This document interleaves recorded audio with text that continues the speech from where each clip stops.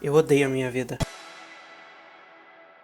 Um dos temas mais marcantes em A Silent Voice é essa culpa. Aquela que leva ao castigo é um tipo de autodepressão que o Shoya deseja desaparecer pra sempre. Mas o que leva a esse ponto nem sempre é claro. Porque, a verdade, isso parece mais um mecanismo de defesa disfarçado. Um em que você se sentir mal não é o problema, mas é uma recompensa. Eu tô tentando entender a nossa atração inconsciente pela dor e o fato que ela pode nos custar tudo. Vamos lá, tem algo na história do Shoya que me parece muito familiar. Todo mundo conhece alguém ou passou por alguém que teve uma depressão profunda, ou até mesmo foi você. Parece que passar o dia é uma luta imensa, porque não tem cura. Você não consegue ver uma saída. E é assim que eu vi o Shoya. Todos os dias, parece que ele tá tentando responder uma pergunta simples. Como eu faço pra essa dor ir embora? Mas é aí que fica estranho pra mim, essa comparação. Porque quanto você mais tenta aliviar a dor, mais você acaba afundando nela. Ficando preso no que é interessante até chamar de síndrome de Shoya. É basicamente um loop psicológico, onde as pessoas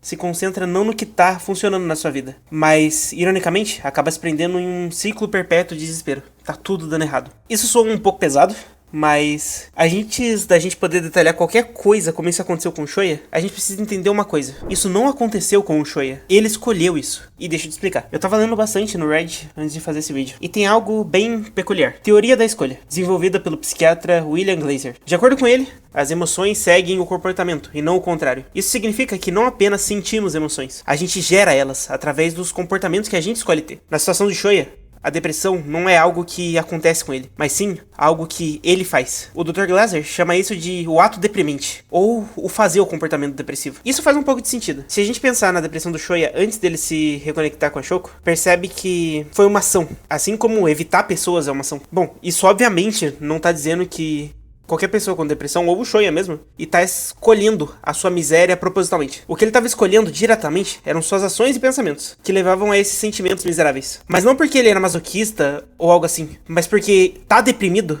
te dá melhor controle sobre sua vida do que qualquer outra coisa que você pudesse ter imaginado naquela situação. Agora, por que alguém prefere se ficar deprimido se isso faz se sentir tão miserável? O Dr. Glaser identifica 3 razões que cobrem todos os tipos de depressão, ansiedade e até fobias. A primeira é para conter a raiva, a segunda para sinalizar a angústia e a terceira evitar ações difíceis. Bom, o ato de deprimir ajuda o Shoya a conter sua raiva contra os colegas de classe que iam para agredi-lo, mas em vez disso, só julgava silenciosamente, colocando X nos rostos. O comportamento antissocial do Shoya também pode ser bem interpretado como um pedido de ajuda, porque quase ninguém parou pra pensar sobre seu isolamento. Na verdade, isso até explica um ponto, que é porque ele acaba pedindo pra elas serem amigos. Meio que por acidente. Porque ele tava desesperadamente buscando amizade e isso simplesmente saiu. E por último, durante todo o tempo que ele estava deprimido, ele evitou tomar a atitude difícil de se reconectar com outras pessoas. Isso completa o ciclo. É o ciclo vicioso da síndrome do Shoya. Mas se realmente a gente quer entender alguém que está deprimido, a gente tem que ir além do simples porquê para como a gente consegue compreender o funcionamento da síndrome do Shoya. Porque assim como a síndrome do Shoya e a depressão que todo mundo enfrenta no dia a dia, tem um evento gatilho. Uma memória, situação que lembra da culpa. Normalmente esses eventos estão ligados com rejeição social, exposição pública, lembretes de fracasso pessoal. Alguma coisa pode ter acontecido na sua vida, igual aconteceu na do Shoya. Porque, obviamente, isso leva pra autorreflexão. Essa vontade de desaparecer obsessivamente. Ele é repetidamente lembrado de sua crueldade com Shoko. Pensamentos como, não adianta, a culpa é minha. E eu não fui punido o suficiente. Isso lota a mente dele.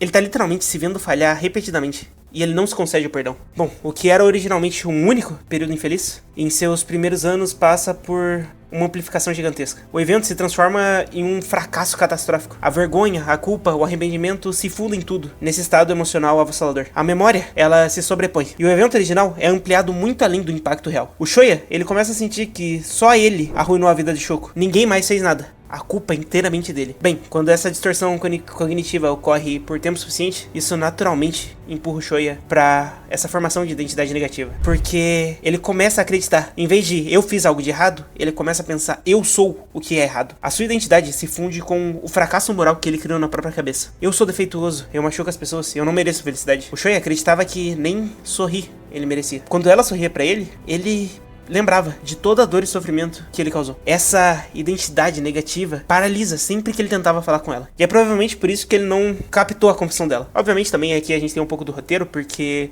um protagonista masculino ele tem que ser um pouco lerdo pra manter as coisas interessantes no anime, principalmente um anime de romance. Então a gente pode pular essa parte do roteiro, mas a gente não pode negar que a teoria é realista e faz muito sentido. Mas basicamente todas as lutas do anime vieram dele lutar e desfazer os efeitos do isolamento. Porque essa é basicamente a âncora que arrasta o Shoyo pra baixo e mantém ele preso nesse ciclo. E aí que tá a ironia. É ele que oferece essa sensação de segurança do mundo cruel lá fora. O contato visual, a conversa e até mesmo a conexão casual parece perigoso pro Shoya. E ele desenvolve essa espécie de vigilância que faz as pessoas parecerem ameaçadoras, um monstro mesmo quando não são. Ele escolhe a dor, a solidão, a autocondenação, apenas porque ele se sente mais seguro. Isso é mais reconfortante pra ele do que um potencial dor de um futuro julgamento, rejeição ou qualquer traição que ele pode sofrer na vida. Então, em vez de ele tentar consertar os relacionamentos que ele distorceu um tempo atrás, ele só os evita. Então, agora, uma razão por qual a Voz Silenciosa se tornou tão popular é que esse problema do isolamento só se agravou quando a gente começou a usar as redes sociais. Essa cultura de cancelamento, esse exposed online, a experiência do Shoya, pessoas trancando o isolamento social, algo que foi basicamente imposto pelos erros do passado. Esse medo de julgamento permanente, que as ações de alguém o assombrarão pra sempre. É exatamente isso que a gente vê no caso do Shoya. Porque, pelo menos pra mim, quanto mais a pessoa se isola, mais o reforço ela tem de crenças negativas, que é o que a gente vê basicamente no final do ciclo. Porque duas coisas acontecem no final do ciclo que transformam a síndrome de Shoya em um ciclo vicioso. Primeiro, a falta de qualquer incentivo ou feedback positivo. Ninguém tá ali falando nada legal pra ele. E o outro é o reforço da ideia negativa. Porque o isolamento de Shoya elimina qualquer chance de um amigo genuíno aparecer pra encorajá-lo. Se a gente parar pra ver, ao mesmo tempo, o silêncio e a distância tornam-se uma espécie de evidência distorcida de que o Shoya é fundamentalmente indigno de ser amado. E aqui que vem a parte mais dolorosa da teoria de Shoya. Essa é a parte mais reconfortante pra ele, porque Shoya sente que isso é justo, correto, que ele esteja sozinho por causa do que ele fez no passado. Ele aceita isso como seu destino, até que o próximo evento e o próximo gatilho apareça pra colocar ele novamente no desespero. E sabe qual que é o mais assustador disso tudo? Esse tipo de desespero, essa perturbação pode começar de toda e qualquer maneira diferente. Pro Shoya, foi a culpa que ele carregava por intimidar Shoko. Pra algum de nós, pode ser o fim de um relacionamento ou tá preso no emprego que a gente odeia. A gente só percebe quando tá no fundo do poço quando a gente ouve alguém falar sobre suicídio, como acabar com sua dor de uma vez por todas. Essa espécie de única saída. Bom, isso se instalou nele. E esses gatilhos fizeram ele desistir e acreditar. Acreditar que ele era impotente pra mudar a situação.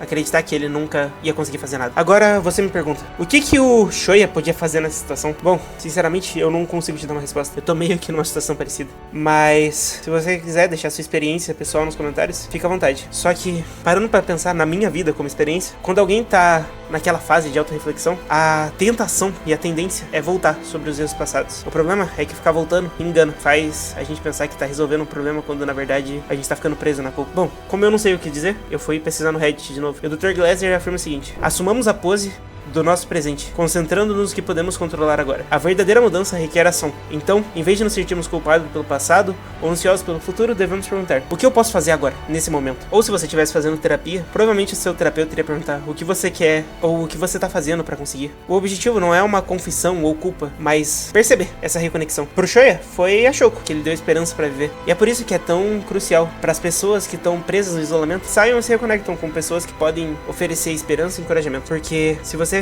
reparar em coisas do mangá, você diretamente vê o Shoya falando: ver tais pessoas novamente me fez querer mudar. Então, esse apoio é o mais importante. E pra mim, essa é a beleza de A Voz Silenciosa. Um filme onde as pessoas não são apenas a maior fonte de dor, mas também são a maior fonte de alegria uma das outras. O Shoya descobre que, ao se reconectar com seus antigos colegas, a cura não era uma recompensa, mas uma escolha. O ponto de virada veio não quando ele foi perdoado, mas quando ele escolheu parar de se esconder e tentar viver a própria vida. Porque as pequenas ações é o que faz um ser humano aceitar a responsabilidade pela mudança pessoal, enquanto se recusa a ser aprisionado pela culpa. E no final de tudo isso, se tem uma lição que eu pego com toda essa obra, é que a gente não deve se apegar ao passado. Todas as coisas ruins que a gente fez, ou tragédia que nos aconteceram, sempre vai viver conosco. E alguns problemas continuarão a assombrar. Mesmo que no final do filme, algumas pessoas ainda estavam lá julgando ele e o grupo de amigos, isso não importava mais pra ele, porque ele percebeu que há coisas mais importantes que não se pode mudar. Eu sei disso muito bem. Eu acho que o tempo tempo que você gasta tentando mudar é o mais importante, e você devia estar investindo ele em alguma coisa melhor. Porque antes que você perceba, a síndrome de Shoya também será coisa do passado. Bom, eu me estendi um pouquinho nesse vídeo. É um tema difícil, bem ligado às coisas que eu tô passando agora. Afinal, parece que eu tô tendo minha vida destruída. Mas obrigado por me ver até aqui. A gente se vê logo menos.